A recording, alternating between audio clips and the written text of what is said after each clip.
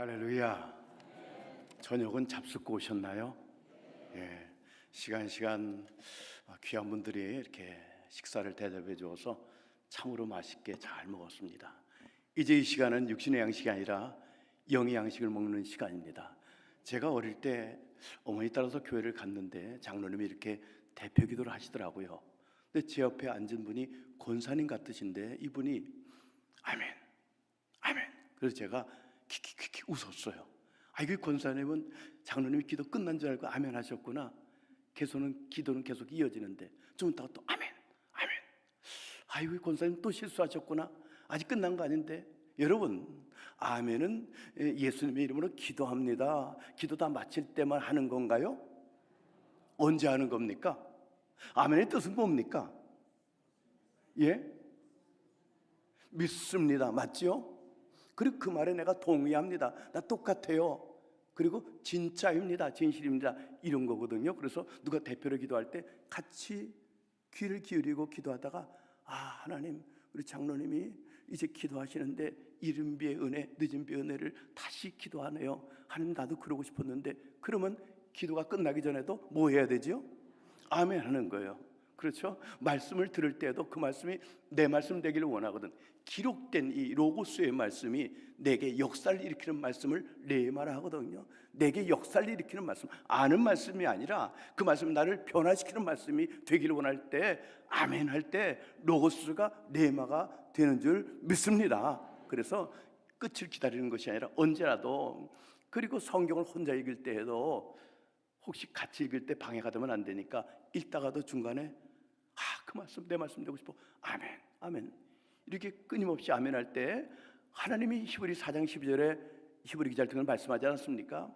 같은 말씀을 들어도 그 말씀이 누구에게는 유익이 되고 누구에게는 유익이 안 된다. 누구에게 유익이 된다고요? 그 말씀을 믿음으로 결부시키는 자, 곧 그 말씀을 믿음으로 받아들이는 사람. 하나님께서 지금 그 말씀을 내게 실천하라고 주셨다. 내게 주신 말씀이 하고 아멘 할 때 그 말씀이 내게 역사를 일으키는 유익이 될 말씀이 될 줄로 믿습니다. 할렐루야. 한번 기도하실까요? 하나님 아버지, 이 저녁에 저희들 주 앞에 나왔습니다. 내가 나오고 싶다고 해서 나올 수 있는 것이 아니고 하나님의 은혜를 베풀어 주셔 나온 줄 아는데 이 자리는 그 자체가 은혜인 줄로 믿습니다. 세상의 소리 듣고자 나오지 않았습니다. 하나님 말씀 듣고자 나왔사오니 하나님 말씀이 내 귀에 들려오게 하옵소서. 그리고 그들의 행할 수 있는 힘까지 더하여 주심으로 한 말씀의 사람이 되게 하시고 믿음의 역사를 체험하도록 도와주시기를 원합니다.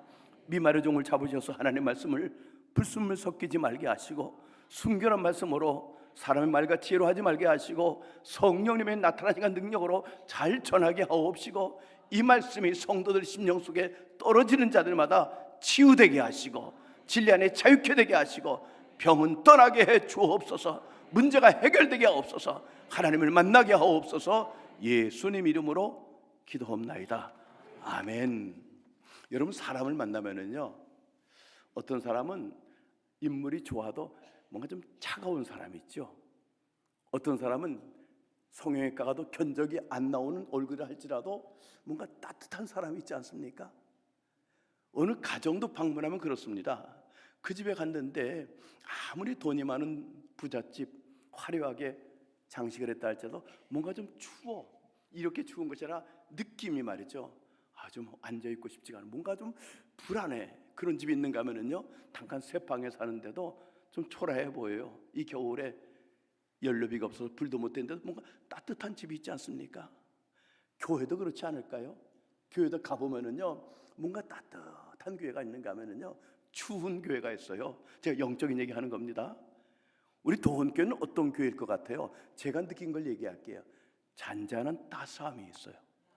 우리 목사님도 다시 이번에 뵙니까 뭔가 조용한 것 같은데 따스함이 있어요. 근데 교인들 박수 치는 거예요? 박수 칩시다. 예. 역시 사모님밖에 없어. 예. 교인들도 비슷한 것 같아요. 따뜻함이, 이렇게 따스함이 이렇게 있습니다. 그 얘기는 우리 속에 성령님이 계시다고 하는 겁니다. 불같은 성령님이 계시기 때문에 이번 성회를 통해서 그 따스함이 그 이상으로 더 뜨겁게 타오를 수 있기를 예수 이름으로 축복합니다. 그래서 오늘 말씀은 불 꺼트리지 맙시다, 이런 제목이거든요. 이 말씀을 제가 우리 교회 새 가지고 왔을 때 첫 신방으로 레위기 6장 13절의 말씀 본문으로 설교합니다. 사연이 있습니다. 지금부터 40년 전이죠. 제가 서울에서 살았습니다.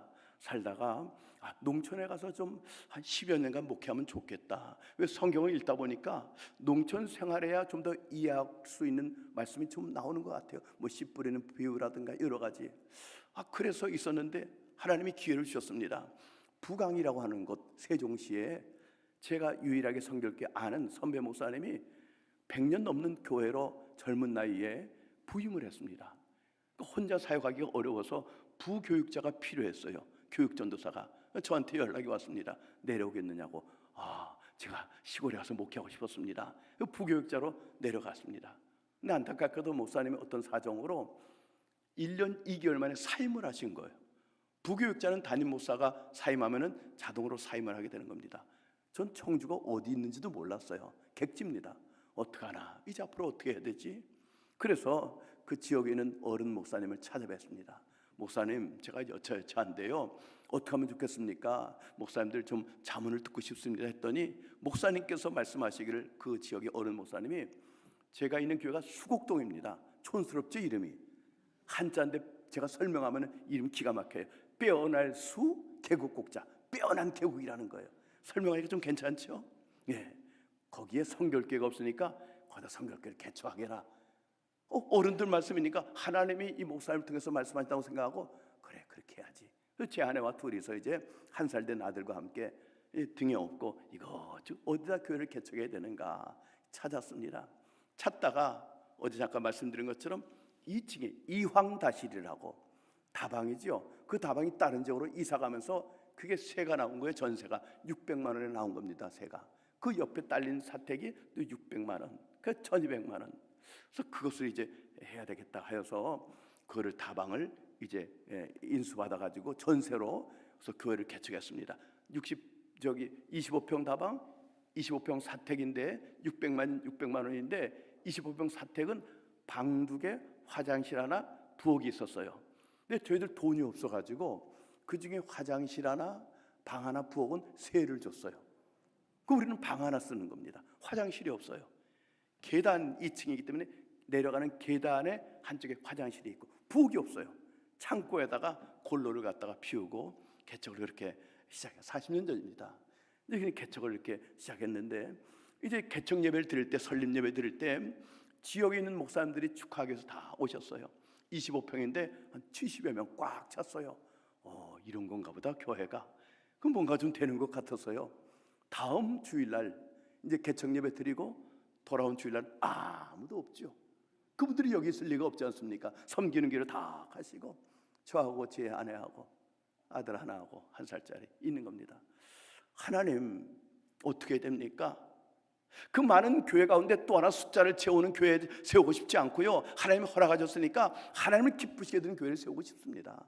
그래서 제가 대한수도원이라고 철원에 있습니다.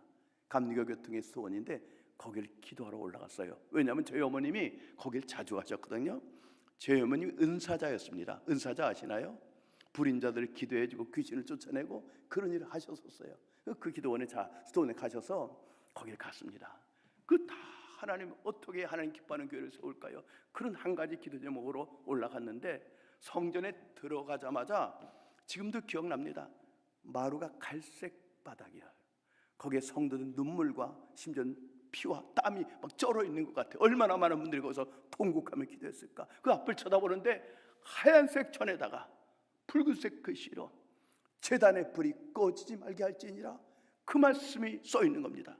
레위기 6장 13절에 있는 말씀인지도 몰랐어요. 그때는. 여하튼 제게 들어오는 것은 제단의 불이 꺼지지 말게 할지니라. 제게 하나님의 음성을 들려왔습니다. 하나님께서 그걸 보는 순간, 박전도사, 내 속에 불을 꺼뜨리지 마. 너도 성전이잖아. 하나님이 우리 마음을 성전이라고 했거든요. 불 꺼뜨리지 말고 내게 보내줄 성도들 속에도 하나님의 불이 있게 해. 그럼 내가 책임져 줄게. 이렇게 말씀하신 것처럼 들려져서 그거 붙들고 한 주일 기도하고 내려왔어요. 그 후에 지금까지 다른 건 몰라도 불 꺼뜨리지 말아야지. 불 꺼뜨리지 말아야지. 불만 꺼뜨리지 않으면 하나님이 책임져 주신다고 했으니까 그리고 지금까지 달려왔거든요. 그리고 이제 이 말씀의 배경이 어떻게 된 건가? 성경을 찾아서 알아보니까 이런 배경이었더라고요. 이스라엘 백성들이요, BC 930년에 불행한 연도를 맞이하게 됩니다. 그런 솔로몬 이후에 나라가 둘로 갈라져요. 우리처럼 북한과 남한으로 갈라지는 겁니다.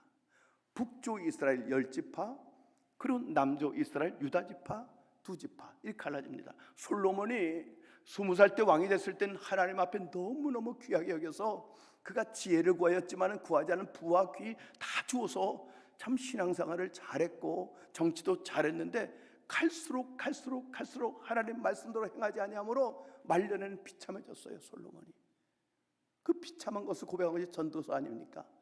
그래서 마지막에 정치도 실정을 하는 겁니다. 그래서 여기에 대해서 왕이시오, 그렇게 정치하면 안 됩니다 하다가, 바른 소리 하다가 쫓겨나서 애굽으로 망명간 장군이 여로보암 장군입니다. 그래서 이제 솔로몬이 그렇게 돼서 여로보암이 왔습니다. 와가지고 나라가 둘로 쫙 갈라졌습니다. 갈라져서 10지파를 중심으로 북쪽 이스라엘이 세워졌습니다. 그 10지파로 세워진 이스라엘이 왕조가 9번 바뀌어요. 암살당하고 이래 죽고 해서. 그리고 19명의 왕이 계속 이어지는데, 여로보암 왕은요 얼마나 우상을 섬기는지, 하나님이 가장 싫어하는 게 우상이거든요. 우상을 섬기지 마, 우상 섬기지 마, 그렇게 명하였건을 여로보암 왕부터 우상을 섬기다가 결국은 BC 720년에 아수르 나라가 멸망당합니다. 나라가 없어져 버려요. 피가 막 섞입니다. 존재감이 없어져 버립니다. 그 형제의 나라가 우상을 섬기다가 하나님 앞에 벌을 받아서 나라가 없어지는 아픔을 보고도 정신 못 차리는 겁니다. 남쪽 솔로몬의 아들 르호보암 중심으로 2지파가 이제 왕조를 세웠는데, 그건 하나의 왕조로 이어지는 겁니다. 그리고 20명의 왕이 이어지는데, 그들 가운데도 많은 자들이 우상을 섬기는 겁니다. 하나님께서 사랑하기 때문에 버리진 않았어요, 남쪽 이스라엘 유다 지파는. 그래서 하나님께서 징계를 행하시는데, 여러분 히브리서의 말씀이 있지 않습니까? 하나님이 사랑하는 자에게 뭐 하신다고요? 징계하신다는 얘기예요. 하나님이 사랑하는 자에게, 내가 잘못하고 있음에도 징계가 없다면 사생아예요.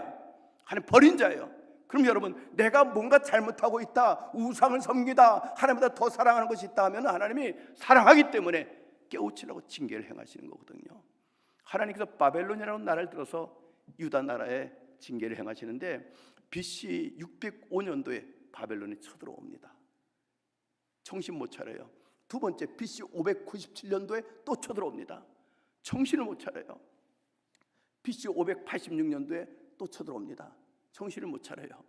그래서 3차례 이상에 걸쳐서 바벨론이 쳐들어와서 무엇을 했는가니, 성전에 있는 성물을 가져가요. 바벨론으로 가져가고, 그리고 왕궁에 있는 금은발 다 바벨론으로 가져갑니다. 그리고 무엇보다 안타까운 것은 첫 번째 BC 605년에 와서 성물과 여러 가지 금은보화를 가져갈 뿐만 아니라 사람을 잡아가요. 젊은이를 잡아가요.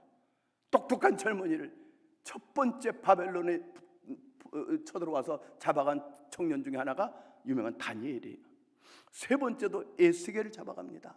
젊은이들 다 비천한 사람들 놔두고 다 잡아가 버리는 겁니다. 그리고 세 번째 쳐들어와서 성전이 다 불타버리고 더 이상 제사를 지낼 수 없게 되는 것을 보게 됩니다. 그리고 이제 불이 꺼지게 되거든요.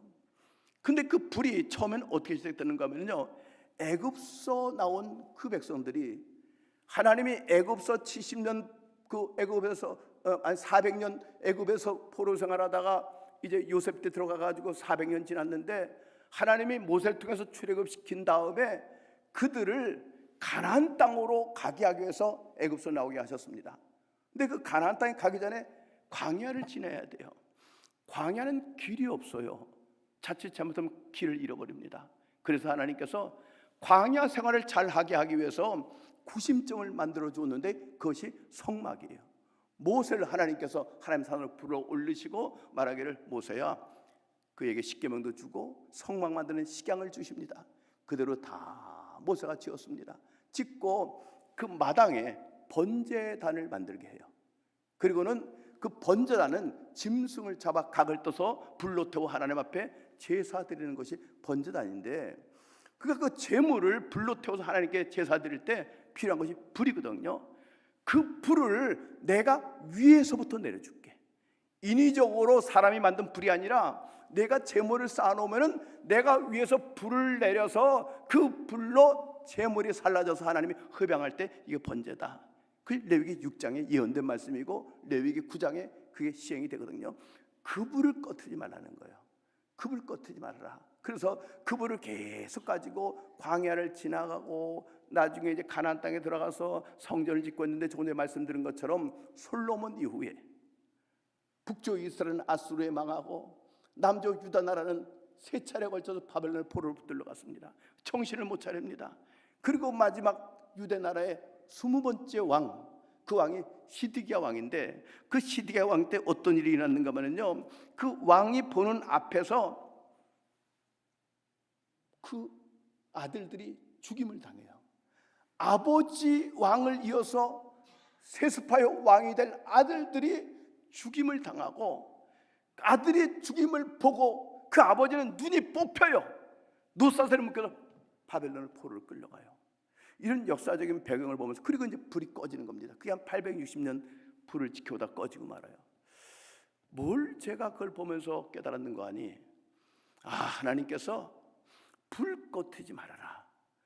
불 꺼트리지 말아라. 그래서 그 불을 지켜오다가 결국 불이 꺼졌을 때 더 이상 하나님 앞에 제사도 드릴 수 없게 되었고, 성전에 있던 성물들이 바벨론으로 다 가져가서 막 술잔으로 쓰기도 하고, 왕국에 있는 금은보화가 다 경제적인 것으로 빼앗기게 되고, 무엇보다도 젊은이를 뺏기게 되는구나. 그래서 깨달은 것은 불이 문제구나. 불이 꺼져 버리니까 경제도 엉망이 되고 교회도 엉망이 되고 젊은이들이 세상에 뺏겨버리는구나. 즉 그렇게 영적으로 깨달음이 오더라고요. 혹시 잘못 깨달은 건 아닌가 해서 나름대로 여러분에게 자문 두고 했는데 틀리지 않아요. 여러분, 한국 교회가 지금 많이 침체되어 가고 있지 않습니까? 코로나 이후가 아니라 1988년도 88 올림픽 때 우리 국민소득이 1만 불이었습니다. 그때부터 한국 교회가 침체되기 시작했어요. 등 따숩고 배부르니까 더 이상 기도하지 않아요. 그때부터 불이 꺼져가니까 한국 교회가 침체되어 가더니만 이제 몇 해 전에 코로나로 인하여서 15%가 교인들이 줄어들었다는 겁니다. 이거 심각하지 않습니까? 그러므로 여러분, 때때로 우리 가운데 어떤 고난이 왔을 때 그 고난은 어쩌면은 내 믿음이 진짜 믿음인지 아니면 가짜 믿음인지를 달아볼 수 있는 테스트라는 겁니다. 그 코로나 그 상황 속에서 믿음을 지키지 못하고 떠난 사람이 15%.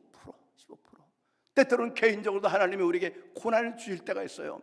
그때 내 믿음이 진짜 믿음인지 아니면 가짜 믿음인지 돌아봐야 돼요. 누가 고난을 원하겠어요? 그러나 시인은 말합니다. 고난 당한 것이 내게 유익이라. 이로 인하여 내가 주의 윤례를 배우게 되었나이다. 그럼 여러분, 때때로 인생 가운데 고난이 올 때 내 신앙을 돌이켜 보십시오. 내가 이 고난으로 인하여서 내 믿음을 잃어버리는 것이 아니라 순금 같은 신앙으로 다시 나오는 기회로 삼아야 될 줄로 믿습니다. 시인 정채봉 시인이 이런 얘기를 했습니다. 콩을 온실에서 심으면 콩나물이 되지만, 시적으로 표현한 겁니다. 콩을 광야로 보내면 콩나무가 된다. 그러니까 고난이 꼭 나쁜 것만 아닙니다. 고난은 우리에게 얼마든지 유익이 될 수 있다는 것을 우리가 기억해야 될 줄로 믿습니다. 여러분, 우리 속에 그 불이 꺼지 말아야지. 이 불은 결국은 신약 성경에 와서 성령의 오순절 마가다나의 그 불로 연결되거든요. 우리가 내 속에 불이 있는가 없는가. 불만 있으면 하나님이 우리의 모든 신앙생활 인생을 책임져 주실 줄로 믿습니다. 그러면 여러분, 우리의 신앙생활이 정말 생명 있는 신앙생활을 되려면 내 속에 불이 있어야 되는데, 지금 개척교회가 안 됩니다만은요, 다 안 되진 않아요. 불이 있는 교회는 그래도 됩니다. 저희가 이제 40년 됐는데 예배당을 지으려고 코로나 직전 7년 전에 땅을 좀 사놓은 데가 있어요. 비전랜드라고 명명해놨는데 거기에 한쪽에 그 쭈꾸미를 파는 가게가 있어요. 쭈꾸미 아시죠? 손님이 별로 없더라고요. 안타까웠어요. 거기 이제 저희 교회 땅에 가서 기도하러 가다가 보면은 손님이 없어요. 가가지고 제가 어떤 지혜가 떠올라서 사장에게 그랬습니다. 사장님, 이 쭈꾸미 가게가 잘 되려면은요 뭔가 조금 빠진 게 있는 것 같아요. 그래서 좀 불맛을 내보세요. 불맛. 그랬더니 이분이 그거를 듣고 그대로 하더라고요. 피자도 같이 하면서 토치로 막 불을 이렇게 내, 불을. 그 쭈꾸미 요리에 되면 불을 팍 이렇게 피워서 하더라고요. 그 나중에 요즘 와서는 웨이팅합니다. 줄을 쭉 서요. 제가 그걸 보고 깨닫기를, 야, 불이 아니라 불맛만 내도 손님이 보이는구나. 그런 것처럼 여러분, 내게 하나님의 불만 있으면은요 하나님의 은혜가 우리 가운데 임하게 될 줄로 믿습니다. 겨울에도 이렇게 보면은요 저쪽 난로에 불이 있는지 없는지 안 가봐도 알 수 있어요. 불이 있는 데는 사람이 모여요. 불이 없는 데는 난로가 있어도 안 모입니다. 아, 불이 있어야 되겠구나. 불이 있어야 되겠구나. 그러면 내게 불이 있는가? 이걸 점검해 보려고 하는데, 하나님의 거룩한 불이 있는가? 거룩한 불이 있는가? 한국 초대교회 때는요 비록 기독교인이 적었었습니다. 그때 한 1600만 명쯤 됐다 그래요. 그때 한국 사람이, 그 조선 사람들이 그때 기독교인이 한 2% 정도에 불과했습니다. 그렇지만은 그들은 정말 불이 있는 교인이었어요. 진짜 그리스도인, 생명 있는 그리스도인, 세상에 빛이 되고 소금 되는 그런 그리스도인이었습니다. 그 증거가요 1895년 10월 8일 날 새벽에 민비가 일본 자객에 의해서 시해를 당할 때 고종이 위급한 상황에서 어떻게 외친 줄 압니까? 유명한 일화인데, 거기 밖에 누구 없느냐가 아니라 밖에 예수 믿는 사람 없습니까? 예수 믿는 사람 없습니까? 그 위기 상황에 누구도 믿을 수 없어. 그때 이 고종 황제는 예수 믿는 사람 믿을 수 있다고 신뢰할 만큼, 그러니까 기독교인에 대한 신뢰도가 그렇게 높았다는 얘기입니다. 누구 예수 믿는 사람 없는가? 누구도 믿을 수 없는데 예수 믿는 사람은 내가 믿을 수 있어. 그런 유명한 일화가 있어요. 그런가 하면은요 또 이런 일화도 있습니다. 1919년 3.1운동 당시에 이제 3.1운동을 주도한 자들을 이제 일본 순사들이 잡아오지 않습니까? 얘기했습니다. 부하들에게, 저기 3.1운동 독립만세 부른 주동자들 잡아와라. 예수 믿는 사람 다 잡아와. 그들은 거의 다 3.1운동에 참여한 그 주동자들이다. 그때 그 부하가 그랬습니다. 그런데요, 당신 예수 믿는 사람이지, 당신 3.1운동에 참여한 사람이야. 잡아가려고 할 때, 나 예수 안 믿어요, 안 믿어요. 그 거짓말하면 어떡하죠? 아니야, 예수 믿는 사람은 거짓말하지 않아. 거짓말하지 않아. 그렇게까지 기독교인에 대한 신뢰도가 높았었던 입니다. 근데 지금 참 부끄러운 얘기지만은요, 우리 기독교인의 신뢰도가 어느 정도 됐는가 하면은요, 불교인은 34%를 신뢰한대요, 사람들이. 카톨릭인은 41%, 개신교인은 불교인의 반밖에 안 되는 17.6%라는 겁니다. 목회 데이터 연구소에 의하면은요, 충격적인 얘기입니다. 이 연구소의 데이터니까 참고하는 겁니다. 교회 다니는 사람 가운데 진짜 그리스도인은 60%에 불과하다는 거예요. 거꾸로 말할게요. 교회는 다니지만은 그리스도인이 아닌 사람이 40%래요. 항존직 가운데, 항존직은 장로님, 권사님, 안수집사님, 그분들 가운데 그리스도인이 아니고 교회에 다니는 사람은 26%에 불과하다는 거예요. 교회는 다니지만은 내 안에 그리스도가 안 계셔요. 아들이 있는 사람에게는 생명이 있고 아들이 없는 자에게는 생명이 없느니라. 하나님의 아들 예수님이 내 안에 있는 사람은 영원한 생명을 얻은 사람이지만은, 내가 교회를 다니고 직분을 받았어도 내 안에 예수께서 없는 사람은 영생을 얻지 못한 사람이라는 얘기 아닙니까?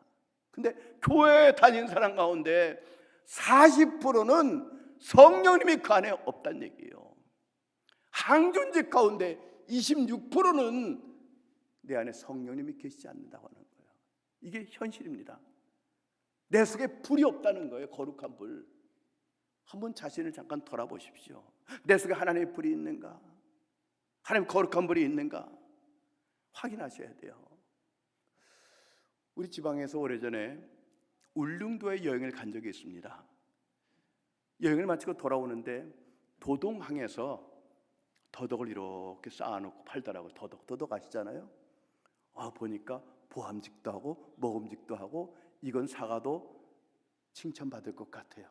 남자들이 밖에 나서 뭐 사가지고 가서 아내에게 칭찬받는다는 것은 정말 특별한 경우 아닙니까? 이건 틀림없어. 가격도 싸. 그거 사갔죠. 기대를 했죠. 칭찬받을 것 같아. 당신 오랜만에 제대로 사왔네. 혹시나 칭찬받을까 역시나 욕 바가지로 먹었어요. 이거 뭐라고 사왔느냐 그래서 울릉도산 더덕. 이게 더덕이냐고. 더덕이야 더덕. 가격도 좋아. 이게 더덕이냐고. 더덕이라니까. 여러분, 더덕은요 이런 특징이 있죠. 껍질을 깔 때 향이 납니까 안 납니까? 향이 나죠. 도라지는요 별로 안 나요. 그리고 향만 납니까? 더덕을 깔 때 어떤 일이 납니까? 진액이 있어서 막 칼에도 막 묻어요. 채칼에도 묻어요. 근데 이 더덕은 제 아내가 까보니까 향도 안 나고 까긴 좋아. 진액도 안 나오고. 이게 더덕이냐고. 이게 도라지만도 못한 걸 사왔다고. 난 칭찬받을 줄 알았는데 욕먹고 확인해 봤습니다. 어떻게 수소문해 봤습니다. 어떻게 된 거냐고. 분명히 울릉도산 더덕이라고 사왔는데 이게 어떻게 된 거냐고. 다른 분들도 그런 문제가 생겨서 알아봤더니 중국산을 가져다가 울릉도 땅에다가 3달을 묻어두었어요. 3달이 지난 다음에 캤어요. 자, 그걸 사온 겁니다. 제가 묻습니다. 여러분, 그 더덕이 울릉도산입니까? 중국산입니까? 예? 겉에는 어느 나라 흙이 묻어 있습니까? 중국 흙입니까? 울릉도 흙입니까? 울릉도지요. 중국산을 가져다가 울릉도 땅에 묻어두어서 흙은 울릉도 흙이지만은 속은 중국산이에요. 시원치 않은 것. 경건의 모양은 있지만은 경건의 능력이 없어요. 껍데기는 그리스도인 같아. 교회 다니니까. 그러나 그 안에 그리스도의 영이 없어요. 로마서 8장 9절에 그리스도의 영이 없는 사람은 그리스도인이 아니라. 아들 예수가 있는 사람에게는 영생이 있고 예수가 없는 사람에게는 영생이 없느니라.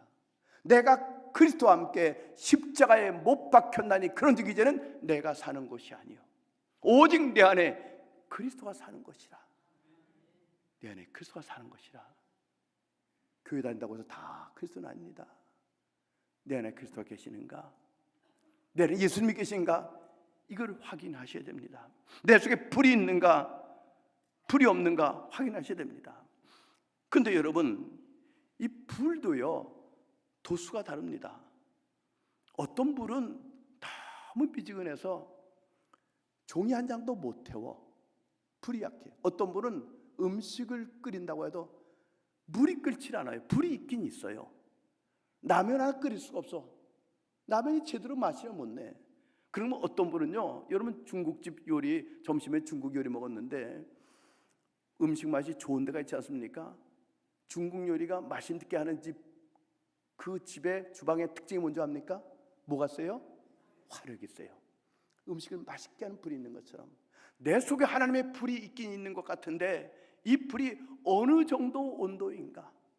진짜 불인가 가짜 불인가부터 확인해야 돼요. 그때 어느 교회를 간 적이 있습니다.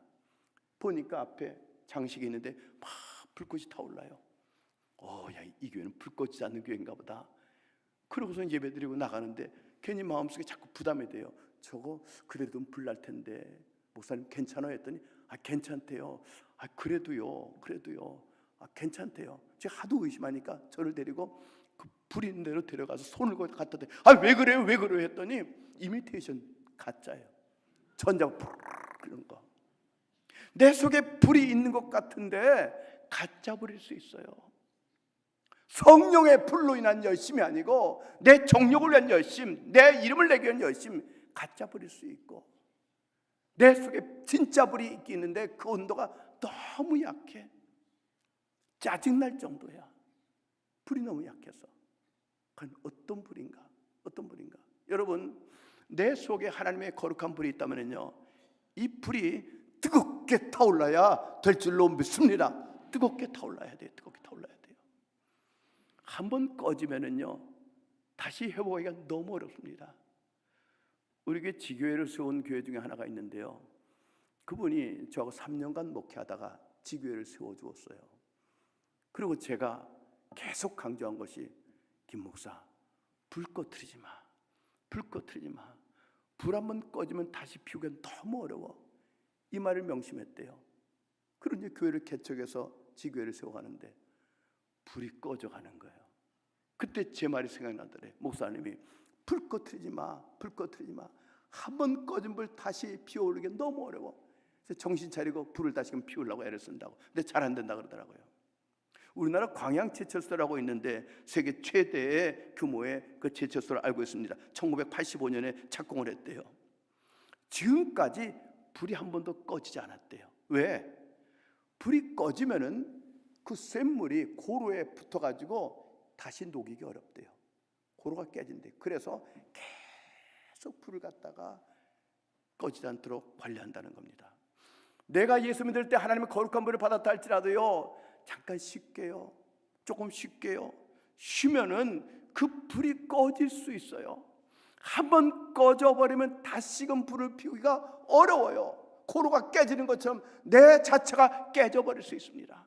그럼 여러분, 우리가 쉬는 것은 하나님 나라 가서 쉬고요, 지금은 주님 나라 갈 때까지 내 속에 불이 계속 타오르도록 지켜나갈 수 있기를 바랍니다. 불 꺼트리지 말으셔야 돼요. 불 꺼트리지 만들으셔야 돼요.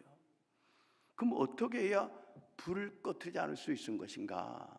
오늘 말씀 보니까 첫 번째는요, 레위기서 6장 9절 볼게요. 아론과 그의 자손에게 명령하여 이르라. 번제의 규례는 이러하니라. 번제물을 아침까지 제단 위에 있는 석쇠 위에 두고. 이 번제단에 불이 꺼지지 않으려면은 번제물이 있어야 돼. 번제물을 태워서 하나님 앞에 올려드리는 것이 그 번제거든요. 그래야 불이 안 꺼지는데, 이스라엘 백성들이 하나님께 제사 지낼 때는요, 제물을 가져오는 게 아닙니다. 짐승을 가져와요. 좀 돈 있는 사람은 소를 가져옵니다. 양이나 염소를 가져옵니다. 가난한 사람은 비둘기 가져옵니다. 이놈을 끌고 와서 자기가 대신 죽을 것을 이놈이 대신 죽어주는 거예요. 그 제물에 내가 안수래요. 내 죄가 전이 되는 겁니다. 그리고 조각을 떠가지고 각을 떠서 그 위에 올려놓고 불로 태워 드리는 거거든요. 그런데 이 짐승을 끌고 왔지만은 하나님께 드릴 때는 짐승으로 드리는 게 아니에요. 이놈이 죽어야 돼. 그게 제물이에요. 제물. 뿔도 뽑아야 돼. 껍질도 벗겨야 돼. 토막을 내야 돼. 여러분, 우리가 하나님 앞에 들어지는 불이 꺼지지 않으려면요, 교회 안에 제물이 많아야 돼. 제물이. 짐승은 안 돼요. 내가 비록 짐승으로 왔지만은 하나님은 나를 받지 않으세요. 제물을 받으시는 겁니다. 내가 죽어줘야 돼요. 내가 제물이냐 짐승이냐. 짐승이 많은 교회는 시끄러워요. 짐승 소리 내요. 내 소리 내요. 주의 말씀에 순종하는 것이 아니라 내가 이런데 도원교는 그런 분이 별로 없는 것 같아요. 제가 이틀밖에 안 지나봤지만. 그렇지 않은 교회들 보면은요, 우리는 하나님이 말씀하시면 예 이게 하나님 앞에 순종하는 자세가 믿는 사람의 모습 아닙니까? 그런데 하나님께 순종하지 않고 내 생각에 이게 짐승이에요. 자기 소리 내요. 소가 소 소리 내지요. 양이 양 소리 내지요. 염소가 염소 소리 내지요. 비둘기가 구구구 소리 내지요. 시끄러워요. 그리고 짐승은요, 배설합니다. 살아있으니까 똥오줌 싸요. 냄새가 나요. 악취가 나요. 그러나 이놈들이 죽으면은요, 더 이상 똥오줌 안 싸고 불로 태워지니까 향기로운 냄새가 나는 거 아닙니까? 불고기 냄새가 나요. 참새구이 냄새가 나는 겁니다. 그러면 여러분, 우리 도원교회가 지금도 불이 꺼지지 않고 있습니다만은 불이 계속 꺼지지 않으려면은 뭐가 있어야 된다? 제물이 있어야 된다. 비록 내가 주 앞에 짐승으로 왔지만 하나님, 내가 죽어지게 해주세요. 내가 죽어짐으로 제물되어 우리 교회가 불 꺼지지 않게 해 주시옵소서. 제물이 될 줄로 믿습니다. 그래야 불이 꺼지지 않는 겁니다. 불이 꺼지지 않는 겁니다. 여러분, 사도행전을 보면은요 1장부터 28장까지 있는데, 사도행전 1장 8절을 보면 우리가 다 외우다시피 하는 말씀 있지 않습니까? 오직 성령이 너에게 임하시면 예루살렘과 온 유대와 사마리아와 땅끝까지 이르러 내 증인이 되라 하시느니라. 예루살렘에 시작된 오순절 마가다락방에 시작된 그 교회가 점점 확산되어 가서 오늘 우리에게까지 오지 않았습니까? 그런데 사도행전에 점점 복음이 확산되는 과정에 있어서 누군가가 희생을 하더라고요. 사도행전 7장에는 스데반 집사님이 순교해요. 그분의 죽음으로 복음이 예루살렘에서 안디옥까지도 멀리 퍼져나가요. 사도행전 12장에 야고보가 순교합니다. 사도행전 28장에 가서는 우리가 잘 아는 초대교회 두 기둥 베드로와 바울이 순교합니다. 그러므로 이 복음이 그 당시 땅끝 로마, 스페인까지 복음이 확산되어 가는 겁니다. 사도행전 역사서입니다. 계속 복음의 서진 운동. 그래서 오늘 1885년에 우리 대한민국까지 왔고요. 이 복음이 전 지구촌에 계속해서 퍼져나가기 위해서는 우리는 사도행전 29장을 쓰는 거죠. 이제는 우리 도원교회가 80년 되는 역사 동안에 이만큼 부흥된 것은 누군가가 희생한 겁니다. 누군가가 희생했기 때문에, 누군가가 제물이 되었기 때문에 여기까지 온 것이 결코 우연 아닙니다. 이제 사도행전 29장을 써가고 100년을 앞에 두는 우리에게 있어서 해야 될 것은, 하나님 이번에는 누구 차례라고요? 내 차례입니다. 나도 하나님 미랄이 되게 하시고 내가 재물 되게 하여 주심으로 우리가 100년을 바라보는데 더 크게 하나님의 역사를 이루는 세계를 품은 교회가 되게 해 주시옵소서. 누군가 희생이 있어야 돼요. 누군가 기도의 희생이 되고 헌신의 희생이 돼야 이 불이 꺼지지 않고 타오르는 겁니다. 1984년도지요. 이제 스크랩 해놨는데, 비록 가톨릭 얘기지만은 교황 바오로 2세가 김포공항 멀지 않지요. 김포공항에 이분이 한국을 방문했어요. 트랩에서 내리자마자 땅에다가 이렇게 입을 맞추고 말하기를, 오 피의 땅, 오 피의 땅. 많은 신앙의 선진들이 이 땅의 복음을 위해서 피를 쏟았던 땅. 그래서 이 대한민국이 이만큼 복음화되어 가고 있구나. 가톨릭 신부의 말이었지만, 교황의 말이었지만, 오 피의 땅. 누군가가 도원교회를 위해서 희생했기 때문에 이만큼 온 겁니다. 이제는 우리 차례입니다. 사도행전 29장을 내가 하나님의 미랄이 되고 내가 제물 되어서 더 끊임없이 부흥되는 교회로 세워갈 수 있기를 바랍니다. 내가 제물 되어야 됩니다. 두 번째는 어떻게 해야 불이 꺼지지 않는가? 레위기 6장 10절 보면은요 이런 말씀이 나옵니다. 제사장은 세마포 긴 옷을 입고 세마포 속바지로 하체를 가리고 제단 위에서 불태운 번제의 재를 가져다가 제단 곁에 두고 그 옷을 벗고 다른 옷을 입고 그 재를 진영 바깥 정결한 곳으로 가져갈 것이요. 그랬습니다. 이렇게 번제를 태우다 보면은요 재가 막 날아다닙니다. 재 처리를 잘해야 돼요. 재 처리는, 교회는 문제가 있게 되어 있습니다. 교회 머리는 예수 그리스도, 그분만 점도 흠도 티도 없지요. 지체된 우리는 그 누구도 완전치 못해요. 저는 물론이거니와 우리 최 목사님 완전한지 몰라도 완전치 못해요. 다 문제가 있어요. 어느 교회나 문제가 있습니다. 근데 문제가 아니라 문제를 어떻게 처리하느냐. 불이 확 피울 때 재가 날아다닙니다. 그 재가 그냥 날아가게 되버리면 안 됩니다. 여러분 성막을 아십니까? 성막 주변에 200만 되는 그 이스라엘 백성들이 텐트를 치고 살아요. 제가 막 온라인 미세먼지죠. 날아다녀서 사람들이 마신다. 그러면 몸의 건강을 해칩니다. 그리고 성막 울타리 하얀 세마포에 이 검은 재가 붙어 보십시오. 지저분합니다. 교회는 문제가 있게 돼 있어요. 그 문제를 어떻게 처리하느냐. 바깥 정결한 곳에 내다 버리라. 정결한 곳은 십자가 앞에밖에 없어요. 예수의 피로 정결치 못한 우리들을 정결케 해주셨기 때문에 문제를 받습니다. 그럼 날리지 마세요. 말하고 다니지 마세요. 그 문제를 끌어안고 주 앞에 나와서 기도하는 겁니다. 하나님 아버지, 왜 그 문제를 제게 보여주셨습니까? 그 문제 가지고 기도해라. 재 담는 통에 담아서 뚜껑을 열지 마세요. 날리지 마세요. 뚜껑을 덮으세요. 조용히 가져와서 십자가 앞에 나와서 하나님, 저 아무개를 봤는데 왜 그런 문제가 있습니까? 내 문제처럼 기도하는 겁니다. 그때 나는 그 문제로 기도함으로 시험에 들지 아니하고 그 문제는 내 기도로 해결될 것이고 교회는 더 불타오르게 될 줄로 믿습니다. 우리가 늘 바라는 초대교회 사도행전 6장에 보면은요, 초대교회도 문제가 있었습니다. 헬라파 유대인들이 있었고 히브리파 유대인들 가운데 과부들이 있었습니다. 어렵게 사는 사람들. 근데 그때 제자들이, 교회들이 많다 보니까 그 히브리파 과부보다도 헬라파 그 과부들에게 조금 공개가 덜 갔습니다. 구제가 덜 갔어요. 그러니까 그들이 서운한 겁니다. 아니, 본토인들에게는 많이 주고 우리는 헬라파 유대인, 그러니까 디아스포라였는데 우리는 왜 조금 주는 거냐고 막 불평을 일삼는 겁니다. 제자들이 일부러 그런 건 아닙니다. 하다 보니까, 사람이 많다 보니까 그렇게 실수한 거거든요. 그거 가지고 막 시끄러집니다. 사도들이요, 말씀을 준비해야 되고 기도하고 전무해야 되는데 신경이 쓰여서 저 사람이 시험 들었네, 저분이 또 시험 들었네, 저분이 또 시험 들었는데 불평 원망이 나오니까 말씀에 집중할 수가 없어요.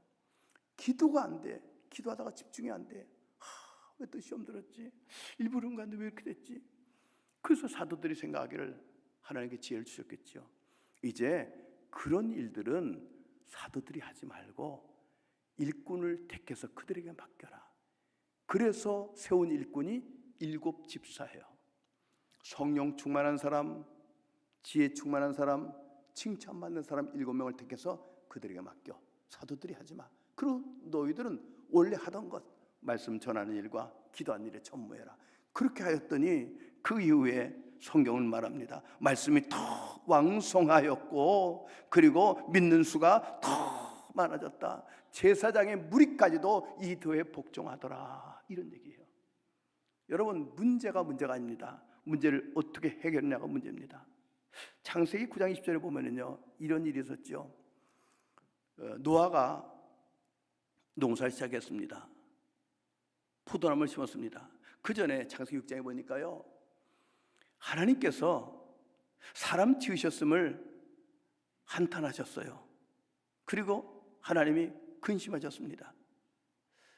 그리고 하나님이 마음속에 이런 다짐을 하십니다. 내가 사람을 지면에서 가축, 새들까지 다 쓸어버리라. 얼마나 하나님의 아픈 말씀입니까? 내가 사람 지으셨음을 내가 한탄한다. 내가 사람 때문에 근심한다. 하나님의 기쁨 되는 사람들이 하나님을 근심케 하는 사람이 되었고, 하나님이 그 사람 때문에 기뻐했는데 한탄식 하는 사람이 되었다는 얘기예요. 여러분, 우리도 하나님이 볼 때 나로 인하여 기쁨을 이기지 못하는 사람이 되어야지, 하나님께 근심 주는 사람이 되면 안 될 줄로 압니다. 근데 그렇게 되고 말았습니다. 쓸어버려야 되겠다. 얼마나 하나님 그때 마음이 아플까. 하나님의 형상을 쫓아 모양을 따라 지은 우리를 쓸어버리겠다는 겁니다. 못 봐주겠어. 그러나 창세기 6장 9절을 보니까 8절을 보니까 그러나 노아는 하나님께 은혜를 입었더라. 그냥 노아의 가정만 살려줘야지. 그래서 하나님께서 노아의 가정을 살려주게 되는데, 그 전에 창세기 5장에 보면은요, 에녹이라고 하는 사람이 나옵니다. 하나님이 어느 날 에녹을 부르셔요. 에녹아, 예 하나님, 내가 너에게 아들을 줄게. 그래요 하나님? 하나님, 예. 그리고 그가 65세 때 하나님 부르시고, 내가 아들을 줄 텐데 그 아들의 이름도 줄게. 뭔데요? 무두셀레라고 해라. 무두셀레라고 하는 것은요, 그 뜻이 창을 던지는 사람. 직역하면은 심판이 온다. 하나님, 아니 아들 이름이 좀 이상하네요. 아무 소리 마. 그렇겠죠. 예, 무두셀라. 에녹은 그때부터 아들을 부르는 겁니다. 무두셀라야, 무두셀라야, 심판이 온다, 심판이 온다, 심판이 온다, 심판이 온다. 그때부터 에녹은 그 무두셀라를 보면서 종말을 생각한 겁니다. 언젠간 심판의 때가 와 내 인생이 끝날이 올 거야. 그때부터 하나님과 동행했다 그랬습니다. 정신 바짝 차려야지. 언젠간 내 인생이 끝날이 와, 하나님께 돌아가는 날이 와, 하나님과 동행하면서 살아야지. 그래서 에녹은 죽음을 맛보지 않고 최초로 휴거된 사람이 되지 않았습니까? 그런데 무두셀라는 969세 가장 오래 산 사람입니다. 무두셀라의 아들이 라멕이에요. 라멕의 아들이 노아입니다. 그러니까 노아는 무두셀라의 손자예요. 여러분, 할아버지들이 손자를 좋아하잖아요. 노아가 무두셀라 할아버지와 같이 지나면서 할아버지께 질문했을 거예요. 할아버지 이름이 좀 이상해요. 아니, 심판이 온다가 뭐예요? 누가 할아버지 이름 지어줬어요? 너 증조 할아버지가, 에녹이란 증조 할아버지가 그러셨어요? 심판이 온다? 심판이 온다? 하면서 노아 마음속에 종말 신앙이 생긴 거예요. 할아버지 이름을 기억하면서 종말이 온다, 종말이 온다, 종말이 온다. 여러분, 그때 하나님께서 하나님의 사람 지으셨음을 한탄하시고 지면에 물로 다 쓸어버리려고 할 때 노아는 하나님께 은혜를 입었습니다. 노아야, 내가 이 땅을 멸해야 되겠다, 너 방주 지어라 했을 때 하나님 홍수로 이 땅을 멸하신다고 하면 말도 안 됩니다. 그렇게 말할 수 있겠지만은 노아는 어릴 때부터 할아버지 이름을 통해서 종말이 온다, 종말이 온다, 이거를 기억했기 때문에 하나님이 말씀하실 때 예. 주변의 사람들이 얼마나 조롱했을까. 이 노인네가 실성을 했나, 무슨 방주를 그렇게 크게 줘, 물로 심판당한다고 이 땅이 말도 안 돼. 그러나 노아는 심판에 대한 종말 신앙이 있었기 때문에 끊임없이 지었습니다. 그리고 세월이 지났습니다. 그의 할아버지인 무두셀라 나이가 969세 되었어요. 그때 하나님이 하늘에서 창에서 비를 내리시고 샘이 터져서 홍수가 났습니다. 무두셀라가 죽는 그 해가 홍수가 시작된 해예요. 왜 하나님 무두셀라를 오래 살게 하셨는가? 한 사람이라도 끝까지 구원에 이를 수 있도록 기회를 주셨던 거예요. 그러라고 하나님이 969세 살게 한 거지 성경 퀴즈의 주인공 되라고 한 게 아니거든요. 노아의 가족만 방주에 살게 되었어요. 370일간 방주에 있다가 나왔습니다. 기가 막힙니다. 그때 인구가 몇 명이었는가 찾아보니까 정확하지 않아요. 한 2억에서 10억쯤 된다 그래요. 여러분 상상해 보세요. 1년 넘도록 지구가 물에 잠겼어요. 나무도 잠기고 심지어는 공중에 새들도 잠기고 짐승도 사람도 잠겼습니다. 방주 문을 열고 나왔을 때 어땠을까요? 기가 막혔을 겁니다. 시체 썩는 냄새, 짐승들 썩는 냄새, 그 냄새, 그리고 그 비참한 모습, 맨정신으로 살아갈 수가 없어요. 하나님 앞에 번제는 드렸지만은 못 견디겠어. 그래서 노아가 농사를 지었는데 술을 만든 거예요. 못 견디겠는 거예요. 외과 의사들이 알코올이 많다 그러잖아요. 피를 보니까 그래서 술을 마시다 알코올이 많이 된다 그래요. 농사를 지어서 그만 그가 포도나무를 심었는데 포도주를 마시고 얼마나 많이 마셨는지 만취해서 장막에 들어가서 옷을 벗고 누워버린 겁니다. 노아는 의인이라 그랬습니다. 당대 완전한 자라 그랬습니다. 정말 신앙이 있었기 때문에 하나님과 동행하는 사람이었어요. 그때 노아 나이가 600살이거든요. 그 아들 셋이 있는데 그 아들 함이 둘째 아들이죠. 가서 봤습니다. 아버지가 저런 모습 내가 본 적이 없는데 어떻게 저렇게? 그 사람 완전하지 못해요. 완전했던 사람이에요. 의인이에요. 하나님과 동행한 사람인데 그런 실수할 수 있다는 얘기예요. 어떻게 저럴 수 있어? 그럼 덮어줘야지. 아버지도 인간이니까 덮어줘야지. 덮어주지 않고 나가서 형한테, 동생한테, 샘한테, 야벳한테 아버지가 말이지 저러고 다니, 아버지 막 흉복을 했을 겁니다. 샘과 야벳은 안 봤어요. 보면은 뭐 합니까? 뒷검질 쳐서 아버지의 수치를 가려주었어요. 아버지가 술에서 깼습니다. 이 사실을 알게 되었습니다. 그래서 함이 자기 허물을 보고 이절이 나가서 형제들에게 알리고 흉본 것을 알고 그를 저주하는데 누구를 저주했는고 하니 함이 가나안을 저주해요. 가나안은 함의 아들이에요. 노아의 손자예요. 여러분, 할아버지가 손자를 얼마나 이뻐합니까? 그런데 할아버지가 그 이쁜 손자를 축복하지 않고 그를 저주하더란 얘기예요. 아들에게는 한번 축복을 빌었기 때문에 일구요연하게 살 수 없어서 그 손자에게 저주한 겁니다. 그리고 허물을 덮어주었던 셈과 야벳은 축복하였고 홍수 이후에 노아는 350년 살았어요. 짧지 않은 세월 살았는데 성경에 보면 길게 기록되지 않았습니다. 무엇을 얘기합니까? 그가 종말 신앙을 가지고 긴장할 때는 정말 하나님 보시기에 온전한 모습으로 의인으로 동행하면서 살았는데 종말 신앙이 끝나버리니까, 해이해지니까 술 먹고 손자를 저주하고 못 보여줄 걸 보여주고 그러겠다는 얘기예요. 여기서 우리가 기억하는 것은 끝까지 긴장해야 되겠다 하는 것과, 비록 의인이요 당대의 완전한 자요 하나님과 동행했다 할지라도 누구라도 실수할 수 있다는 거예요. 그걸 어떻게 하자고요? 떠들고 다니지 말고 덮어주자. 교회 안에 어떤 문제가 있을 수 있단 말이에요. 광고하지 말자. 뭐하자? 덮어주자. 그 죄를 담아서 십자가 앞에 나와서 하나님, 저번에 저런 모습을 보여주셨는데 어떡하지요? 도와주세요. 도와주세요. 이렇게 기도할 때 이 교회에 번제단의 불은 꺼지지 않을 줄로 믿습니다. 세 번째는요, 어떻게 해야지 이 불이 안 꺼지는가? 레위기 6장 12절에 보니까요, 제단 위에 불은 항상 피워 꺼지지 않게 할진 제사장 아침마다 나무를 그 위에 태우고 그랬습니다. 제물인 나를 태울 수 있는 것, 내 속에 불이 꺼지지 않게 불을 계속 피울 수 있는 나무가 필요해요.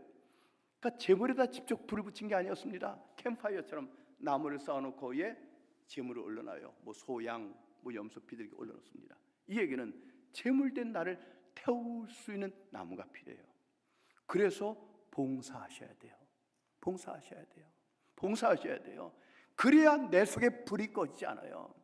모르겠습니다. 내가 봉사를 해도 봉사할 사람 많이 있어요. 그러나 하나님이 나에게 봉사를 하신 것은 내 속에 불이 꺼지지 않게 하기 위해서 봉사라고 하는 거예요. 우리 집사님이 계셨는데 어느 날 와가지고 말씀을 하세요. 목사님, 제가 내년에는 구역장애를 못할 것 같습니다. 왜요? 제 아들이요, 산삼보다 무서운 고3이에요. 이 뒷바라지 해줘야 될 것 같아요. 그래요? 하시면 좋을 것 같은데 제가 기도해 볼게요 했더니 본인이 기도했대. 아니, 하나님은 집사님 기도 못 믿을 것 같아. 내 기도 믿을 것 같으니까 제가 기도하고서, 집사님 그 문제를 기도했는데 그냥 했으면 좋겠어요. 고맙게도 알겠습니다, 순종하겠습니다. 구역장애를 하시더라고요. 1년이 지났습니다. 아들은 잘 학교 갔어요.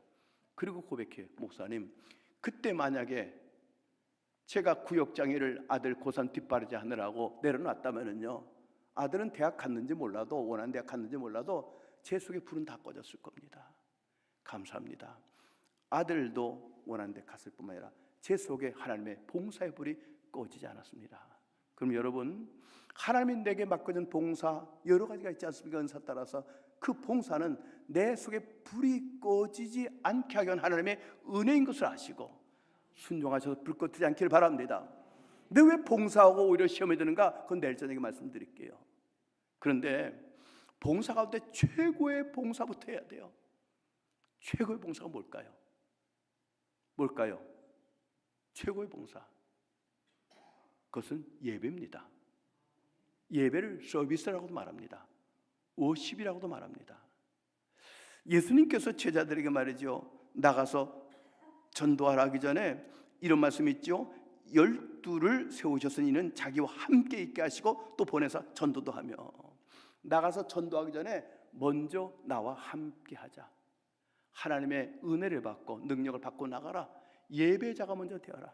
예배 안 드리고 봉사한다, 예배 안 드리고 뭐 주방에 가서 뭐 식사 준비한다, 예배 안 드리고 뭐 주차 관리한다, 교사한다, 안 되는 겁니다.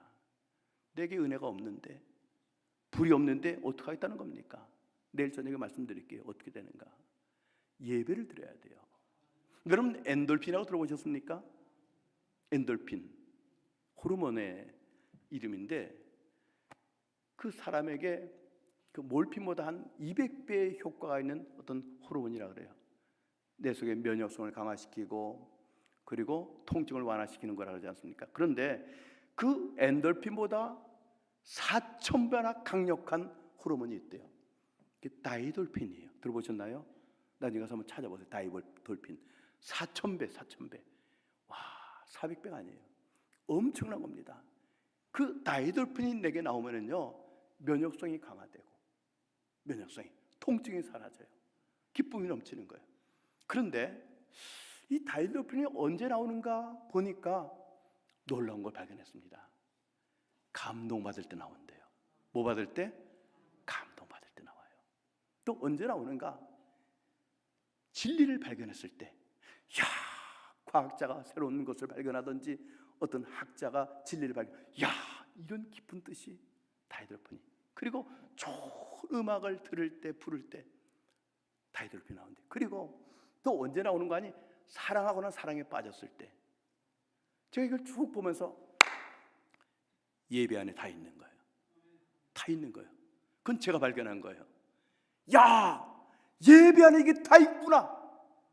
예배 안에 이게 다 있는 겁니다. 내가 예배할 때 성령님의 감동이 있지 않습니까? 그 어떤 감동보다 더 놀라운 감동, 성령의 감동. 영과 진리로 예배할 때 성령의 감동. 말씀을 똑같은 말씀 수없이 들어도 그때마다 새롭잖아요. 야, 이런 말씀이 있구나. 이런 말씀이 있구나. 그 새로운 진리를 감춘 보화를 캐내는 것처럼 발견할 때 할렐루야, 이렇게 기쁜 뜻이 다이돌핀이 생기는 겁니다. 사랑에 빠져. 나도 주님 사랑해요. 주님, 나도 너 사랑한다. 나도 주님 사랑해요. 나도 너 사랑한다. 주님과 사랑에 빠지는 거예요. 다이돌핀이. 찬송 부르지 않습니까? 찬송 듣지 않습니까? 다이돌핀이. 그럼 여러분, 예배만 제대로 드리십시오. 어떻게? 영과 진리로. 내 영이신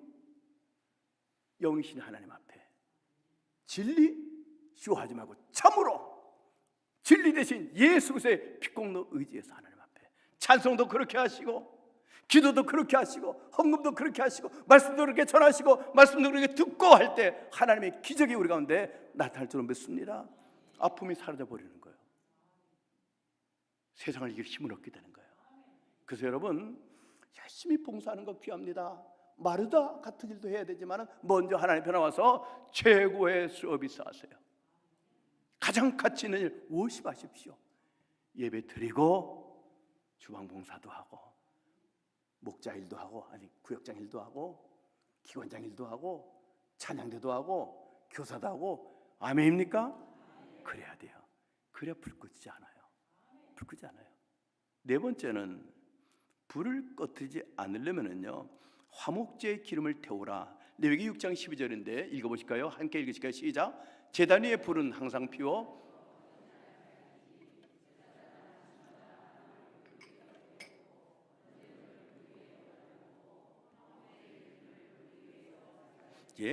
화목제의 기름을 그 위에 불사를 찌며, 내 속에 불이 꺼지지 않게 하려면은, 우리 도원 제단 안에 불이 꺼지지 않게 하려면은요, 화목제의 기름이 있어야 된다.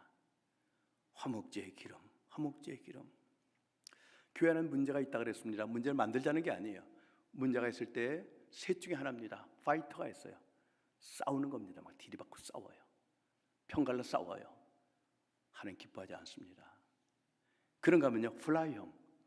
나 교회 안 나갈래. 교회 옮길래. 이것도 옳지 않아요. 그러면 어떻게 됩니까? 마태복음 5장 9절이 말씀합니다.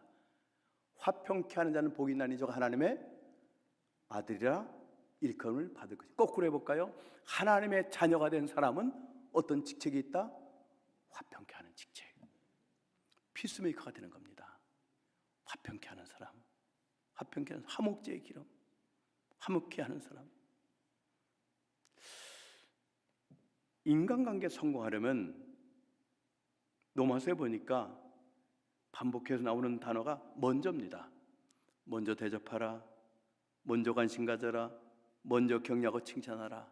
먼저 하시는 겁니다. 내가 먼저 다가가서 칭찬하고, 내가 먼저 다가가서 대접하고, 내가 먼저 다가가서 관심 갖고 먼저 하는 겁니다. 따스하게 찾아가는 겁니다. 먼저 하는 겁니다. 제가 안식년을 하나님의 은혜로 3번 했어요. 20년 만에 한 번 하고 7년 했는데 그 안식년이 참 좋더라고요. 그 중에 하나가 다른 교회를 가볼 수 있어요. 다른 교회는 어떻게 예배를 드리는가 좀 보고 싶어서 보기도 하고. 그래서 저희 청주 지역에 있는 우리 교단 안에 한 2,000명 모이는 교회를 갔습니다. 제 아내와 둘이 가서 주일날 예배를 드렸습니다. 그런데 그날 입구에서 권사님들 되시는 것 같아요. 그날따라 무슨 날인지 모르겠는데 한복을 입고 2,000명이면 적지 않은 숫자인데 저희 내외를 알아보더라고요. 어떻게 오셨습니까? 뭐 할 수 없이 그랬죠. 예, 제가 어느 목사 안식년인데 뭐 이렇게 설명 안 하고 그냥 다니러 왔습니다. 아, 그러세요? 아, 그러세요? 그러시군요. 안내를 이렇게 해주시더라고요. 그 예배 드렸어요. 근데 목사님 요한복음 가지고 21장 가지고 설교하셨는데 내용은 하나도 기억 안 나. 잔잔하게 설교하시더라고요. 예, 마치고 내려오는데 그분들이 기다리는 거예요. 우리 내외를. 그 많은 사람 가운데. 그러고는 아유, 예배 잘 들으셨어요? 식사하고 가세요. 코로나 전입니다. 식사하고 가세요. 아유, 저희들 바빠서.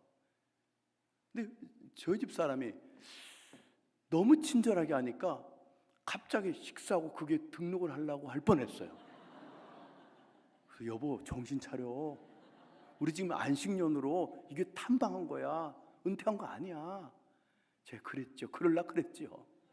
그래서 이제 예배 마치고 이제 식사 안 하고 나오면서 차 타고 가면서 여보, 만약에 우리가 평신도인데 어떤 도시로 이사를 갔어. 교회를 찾을 때 어느 교회 갈 것 같아? 몇 군데 방문했거든요. 그 교회가 떠오르는 거예요. 목사님 설교 이전에 그 친절한 그분이 다 어서 오세요. 어서 오십시오. 그 얼굴, 그 아름다운 모습, 그 다정함, 그리고 관심을 갖고 내려왔는데 어떻게 기억하고 식사하고 가시죠? 비록 우리가 뭐 이런 핑계 대고 빠져나왔지만은 정말 내가 만약에 평신도였다면은 어쩌면 그게 등록할지도 모르겠다. 아, 그거구나. 친절하게 하는 것. 그게 화목제 제물입니다.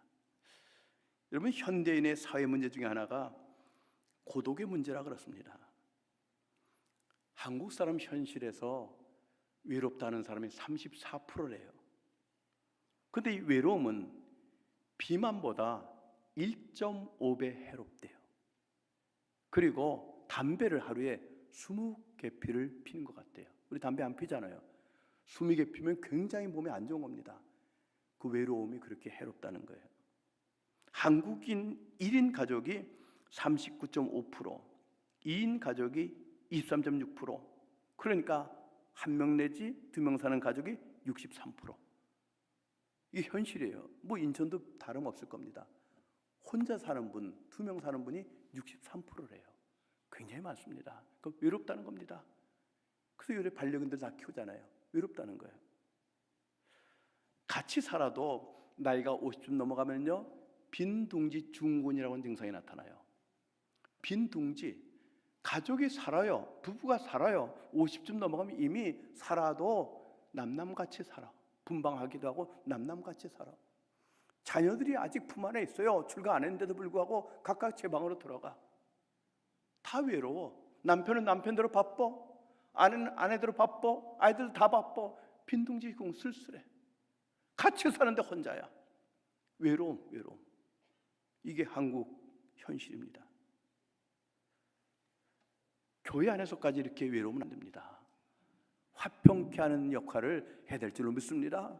데드 코너를 살펴주셔야 돼요. 혼자 외롭게 있는 분들, 쓸쓸한 분들을 먼저 믿은 분들이 찾아가 주셔야 돼요. 그들의 말동무가 되어 주셔야 돼요. 4차원의 말동무, 그분과 대화할 때 그분들의 이야기를 들어주셔야 돼요. 이청득심이라고 그냥 들어주세요. 아, 그러셨어요? 자꾸 들어두고. 그래서 그분의 이야기가 내 이야기 되는 거야. 아, 힘들었구나. 그래서 어려웠구나. 그 쓸쓸했구나. 그래서 심지어는 해서는 안 될 생각까지 했구나. 아, 그랬구나. 그의 이야기가 내 이야기처럼 히스토리가 마이 스토리. 우리들의 이야기가 되는 겁니다. 공감해 주는 것. 그렇게 화목해 하는 일을 먼저 믿은 우리가 해야 될 줄로 믿습니다. 성경은 사람이 혼자 사는 것이 좋지 않다 그랬습니다. 그래서 교회를 에클레시아라 이렇게 말하죠. 하나님은 우리를 각각 불러내셨어요. 그러나 홀로 두지 않으시고 함께 공동체를 이루어라. 교회는 공동체입니다. 구원은 각각 받았는지 몰라도 함께 있어야 돼. 그게 에클레시아, 밖으로 불러낸 공동체, 불러낸 사람들의 모임, 에클레시아. 스위스와 일본의 학자가 이런 걸 연구했대요. 개미를 연구했는데, 여러분 개미는 군락을 져서 살잖아요. 근데 한 마리가 혼자 산다고 할 때 며칠 살 것 같아요? 개미가 7일밖에 못 산대요. 제가 책에서 본 거니까 의심되거든. 오늘 가셔서 개미 한 마리 잡아다가 일주일만 신세 짓게 해보세요. 그런데 군락을 져서 살 때는 무려 10배 70일을 산대요. 그것도 의심이 되거든. 한 10마리 잡아다가 어떻게 가능한가? 혼자 살 때는요, 가다가 지칠 거 아니에요. 쓰러집니다. 그럼 한여름에는 뜨거운 태양열에 말라서 죽어요. 밟혀 죽어요. 같이 살면은요, 얘가 쓰러질 때 있잖아요, 지치면. 그러면 이 개미가 더듬이 가지고 툭툭툭 건든대요. 이 녀석이 지금 기진하여 있네, 내버리면 죽을 것 같아. 그러면 모이 주머니에서 모이를 꺼내가지고 먹인대네. 같이 가자, 같이 가자. 그렇게 한다는 거예요. 하나님은 솔로몬 통해서 말씀하셨습니다. 한 사람이면 패하겠거니와 두 사람이면 맞설 수 있나니 세 겹들은 쉽게 끊어지지 아니하느니라. 화목하게 만들어야 됩니다. 피스메이커가 되십시오. 화이터가 되지 마십시오. 플라잉이 되지 마십시오. 우리 교수 집사님이 계시는데 이분이 혼자 산책을 해요. 교회에서 사실 그 또래분을 이제 80 다 됐는데 친구로 묶어드렸어요. 그런데 80쯤 되셨으면 용서하세요. 좀 어른이 되면은 이순이라고 좀 귀가 순해져가지고 넉넉해야 되는데 깐깐해. 선생님들이 깐깐해. 한 분은 또 검사관이었어. 검사가 아니라 검사관. 깐깐해. 서로 자기 주장만 해. 그냥 남의 얘기를 들을 줄 몰라. 자기 얘기만 해. 그래가지고 우리 목장에는 목장에서 목장이 깨져버렸어요. 교회 각각 나와. 같이 모여가지고 이야기하고 뭐 기도도 하고 음식도 얼마나 좋겠어요. 혼자 다녀 혼자. 쓸쓸히로 산책해요. 그 길에서 저 만나면 한참 붙들고 얘기하는 거예요. 외로우니까. 그래서 제가 그랬지요. 어떻게 지내세요? 했더니 동창회 가고 그래요. 오랜만에 또 길에서 뵈가지고 요새 동창회 가세요? 했더니 이제 안 가요. 왜 안 가세요? 갔더니요, 그 친구도 없어요. 죽었대요. 슬슬 안 가요.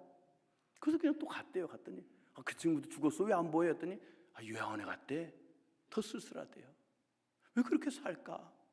서로 이해하고 양보하고 화평 깨서 교회 안에서 신앙의 공동체 안에 살면 좋을 텐데. 그럼 내 마음에도 불이 꺼지지 않습니까? 말씀을 정리하겠습니다. 여러분, 우리가 예수 믿을 때 하나님께서 우리에게 성령이 부르셨습니다. 내 속에 불이 없다면요, 죄송해요, 그리스도는 아닙니다. 내 안에 예수님이 계시지 않는다면요, 그 하나님 자녀가 아닙니다. 이것도 확인하십시오.